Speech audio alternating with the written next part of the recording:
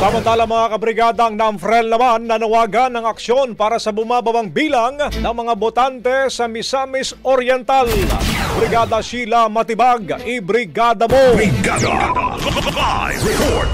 Nakitaan ng malaking pagbaba sa voter turnout ng National Citizens Movement for Free Elections o NAMFREL ang Misamis Oriental sa nagdaang midterm elections. Ayon sa NAMFREL, Cagayan de Oro and Misamis Oriental Chapter, ang bilang ng mga botante sa probinsya ay bumaba sa 51%, malaking pagbaba mula sa 86.8% na naitala noong 2022 elections. Matindi ang pagkakaiba nito sa Cagayan de Oro kung saan tila napanatili nito sa 72% ang voter turnout, bahagyang tumaas pa mula sa 71.7% noong 2022.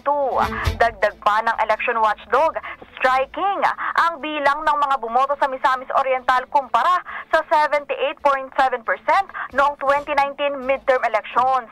Sinabi ng NAMFREL na ilan sa posibleng dahilan nito ay ang voter fatigue at political disillusionment at voter displacement, kaya hindi na bumoboto ang ilan.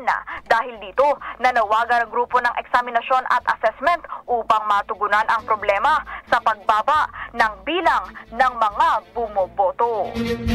In the heart of changing lives, ako si Brigada Sheila Matibag ng 105.1 Brigada News FM Manila, The Music News.